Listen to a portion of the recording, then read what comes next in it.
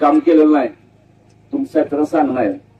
परत आठवड्यात आम्ही रस्ता उकरणार आहे. परत आम्ही सगळा जेसीबी उकरणार आहे. सर मारणार रस्त्याचं त्यांनी काम आता केलंच पाहिजे. टेंडर काढले, वर्क ऑर्डर काढले, झालंय काम. हे पत्र दिलं आम्हाला आठवड्यात, मागच्या पत्र दिलं काम चालू करतो म्हणून. जर त्यांनी रस्त्याचं काम केलं नाही येत्या बुधवारीच रस्ता जेसीबी मी उकरणार आहे. कारण या साहेबांना काय केंद्र नाही. साहेबांनी सकाळी 11:30 तिथे यायलाच पाहिजे होतं त्यावेळी. साहेबांना नाही. जर काही घटना घडली, कोण गाडीवर पडला, हातपाय मोडला, कोण मयत झाला, याला कोण जबाबदार? प्रशासनाचं काय केंद्र नाही. तिथं जे लोक त्यांना सुद्धा केंद्र नाही काय. त्यांनी इथं फॉलोअप करून त्यांनी काम करून घ्यायला पाहिजे होतं. कराडच्या घाटातलं काम झालं, त्या घाटातलं काम झालं नाही आतापर्यंत पूर्ण. तिथल्या लोकांच्या ज्या अडचणी आहेत त्यासाठी कोणी काय बघत नाही. तिथल्या लोकांना इथं त्रास होती. आपण गाडीवर पडले, हातपाय मोडले, अपघात झाले, मयत झाले, गाड्या पड्ड्या झाल्या. इथं काय काय ठिकाणी कडेडे पण नाहीत. त्या इतक्या रस्त्याची खराब अवस्था इथं कोणी बघत नाही. इथं कुणाला काय घेणं नाही. यासाठी आम्ही सर्व आमच्या पक्ष आमच्या ताकदीने आम्ही उतरलोय. आम्ही आज त्यांना सांगणार आहे साहेबांना आता की आठवड्यात जर रोज तुम्ही काम झालं नाही तर पुढच्या आठवड्यात रस्ता मी उकरणार आहे. आणि दुसऱ्याच्या बायका पोरांची संसारांची राख रांगोळी झाली तरी चालेल, पण आपलं मात्र सरळ झालं पाहिजे. अशा हरामखोर अधिकाऱ्यांच्या खरं तर दुर्लक्षामुळं हा 2.5 वर्ष रस्ता खरं तर रखडलेला आहे.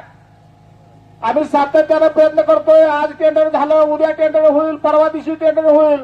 अशा पद्धतीचे कागदी घोडे नाचवायचे आणि माणसाच्या जीवावर उठायचं, अशा पद्धतीची खरं तर ही यंत्रणा गेली कित्येक वर्षे चालू आहे. आणि म्हणून मित्रांनो, या रस्त्याचा सोक्ष लागला पाहिजे या उद्देशानं आजचं हे आंदोलन चालू आहे. कदाचित आपल्याला 10-15 मिनिटं, 20 मिनिटं, अर्धा तास या सगळ्या गोष्टीचा त्रास होईल.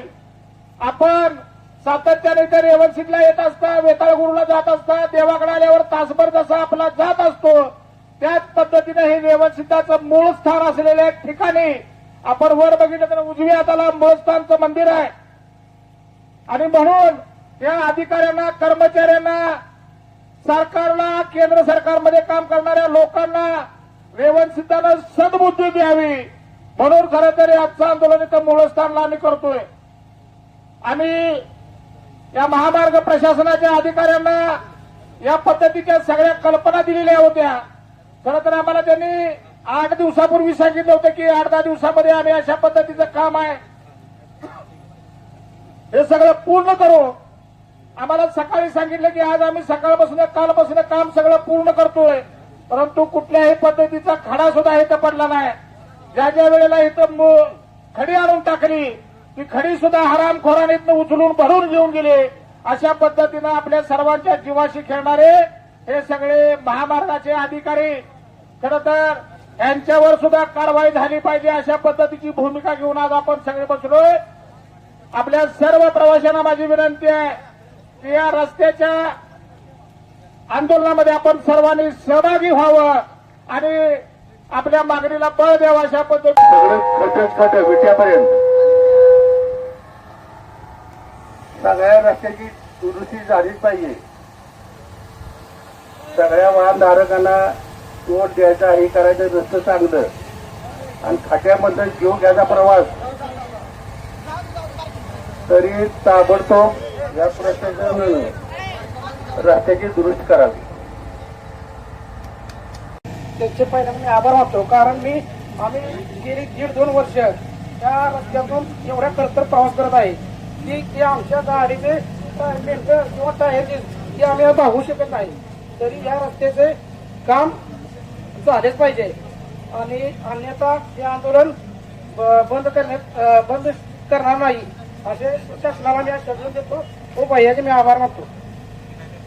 रेवणसिद्ध घाटातील रस्त्याची दुरुस्ती, रेवणसिद्ध घाटातील रस्त्याची दुरुस्ती, रस्त्याची दुरुस्ती करण्यास टाळाटाळ करणाऱ्या हरामखोर अधिकाऱ्यांचा, रस्त्याची दुरुस्ती करण्यास टाळाटाळ करणाऱ्या हरामखोर अधिकाऱ्यांचा,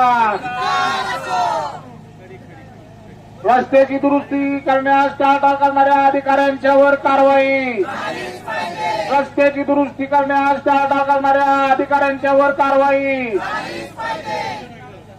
रेवणसिद्धाच्या नातवानं, रेवणसिद्धाच्या नावानं तर प्रवीण बिराजदार म्हणून अधिकारी आले, उशिरा का होऊन आले त्यांचे टाळ्या वाजवून अभिनंदन करा.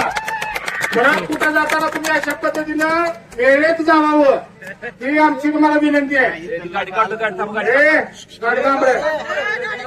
दुसरी गोष्ट अशी आहे की हा रस्त्याचं काम 2.5 वर्ष साहेब रखडलेलं आहे.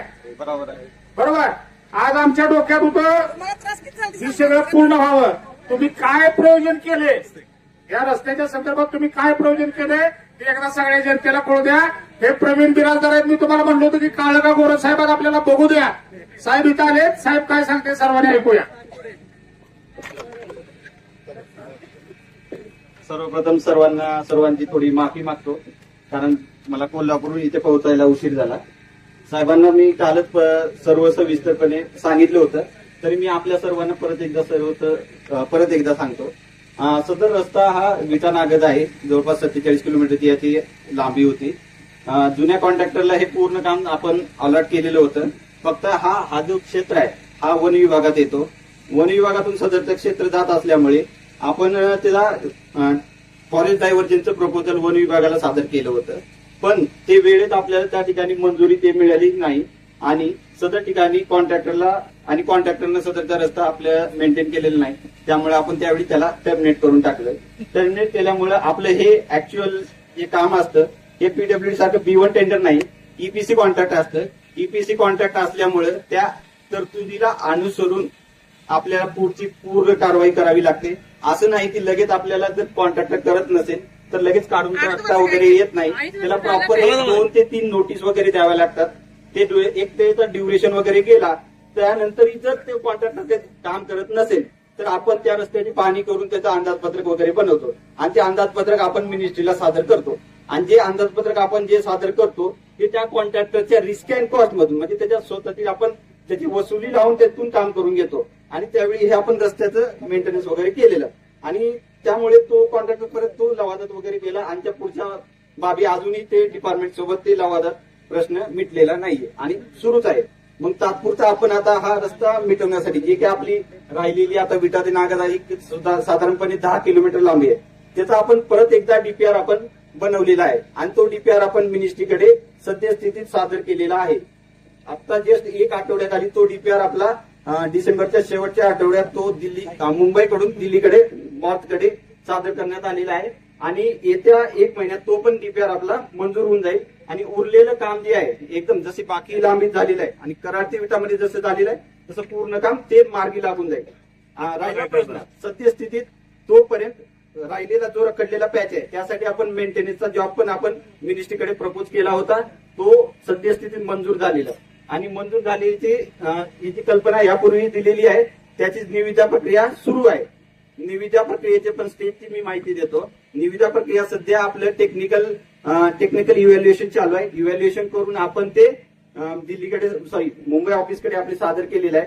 तिथे आपली टेक्निकल स्क्रुटिनी होऊन नंतर जेव्हा कधी आपली फायनान्शियल ओपनिंग होईल, फायनान्शियल ओपनिंग झाल्यानंतर आपलं कॉन्ट्रॅक्टर कळेल त्यावेळी आपण कॉन्ट्रॅक्टरला विनंती करून लगेच हे आपण काम सुरू घेऊ आणि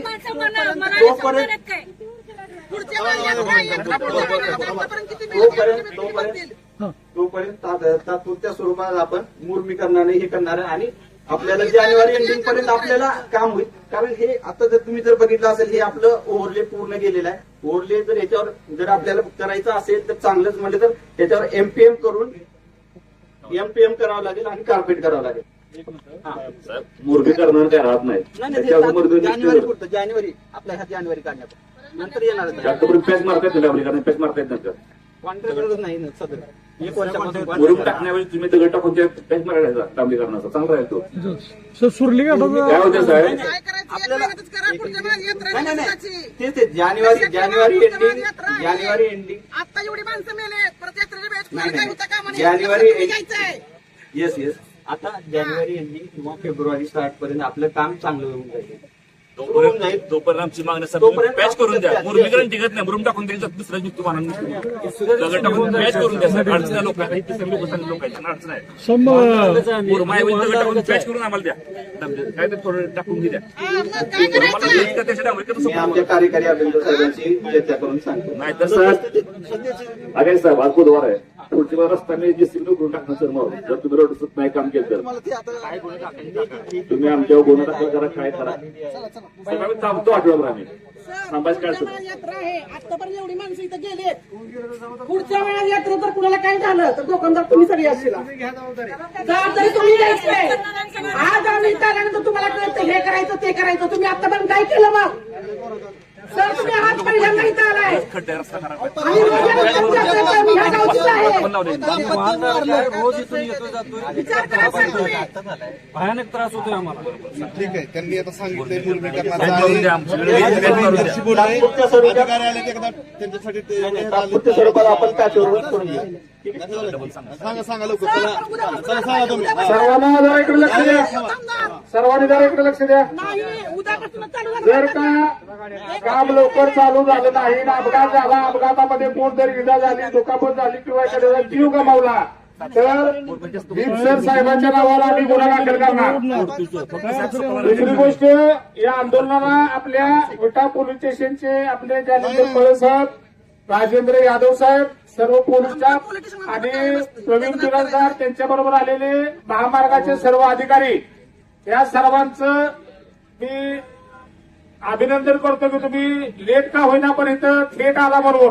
दुसरी गोष्ट या विषयाचा आवाज बुलंद करण्यासाठी आज सर्व पत्रकार मंडळी इथे आली त्या सर्वांचं मी मनापासून राष्ट्रवादी काँग्रेस पार्टीच्या वतीनं अभिनंदन करतो. आणि आजचं रास्ता रोकोचं जे निवेदन आहे ते आदरणीय पंकजबाईंच्या हस्ते सर्व कार्यकर्त्यांच्या वतीनं तिथं बिराजदार साहेबांना मी देतोय. साहेब इथं काम चुकार जे अधिकारी इथे काम करतायत त्यांना पण चाप लावा. नाही परत आम्हाला गावला तर आम्ही त्याच्या तोंडाला काळ बसणार आहे. आज आम्ही ठरवून आलो होतो तुम्ही शब्द पाळा तरी व्यवस्थिताचं काम करत आहे. उद्यापासून इथं काम चालू झालं नाही तरी आजपासून सुरुवात केली आहे. नाही तर परत दिवशी आम्ही इथं येणार नाही सर बघितलंय पुढे मध्ये पडली आणि याच्याला अजिबात करणार सगळं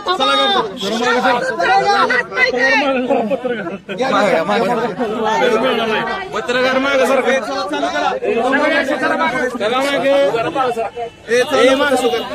राष्ट्रवादी काँग्रेस पक्षाचा